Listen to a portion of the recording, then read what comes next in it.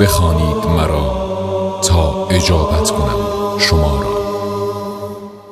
دست دعا دارم سوی آن خدا که نیست الهی جز او بی انتها مهربان، گشاینده بی تا آشنا، روزیده بخشاینده یاری کننده، گستراننده دانا توانا، ایمنی بخش یکتای پیدای بینای زیبای تغییر ناپذیر، جبرانگر داور یاور با وفا، ای شنونده دعا سزاوار حمد و ثنا، آگاه بی خطا شکیبا بی همتا، نگهبان جانها چاره ساز دلها، مالک دو دنیا، همواره بخشنده آبرو دهنده، جان ستان جان فضا تو بپذیر، رهنما عشق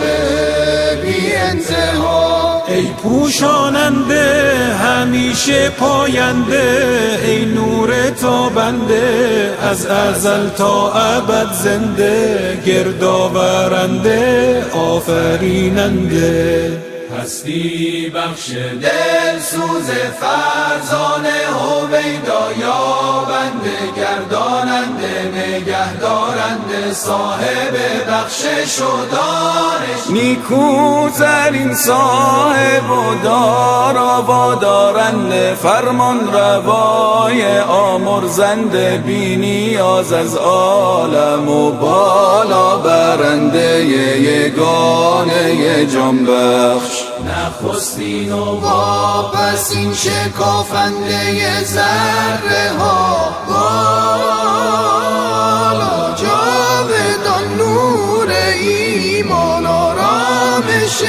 جان، دادار بی نظیر زمین و زمان، از او نشد ستم هرگز بر جن و آدمیان، خداوندا بادا بهترین درودت بر آن بهترین مخلوقات تو، احمد و خاندانش از دل آسمان بیکران، همواره مدد کن تا در راه تو بیاری، هر نگاه تو تا ابد برسد پیغام او، تا نیفتد از زبان ما نام او.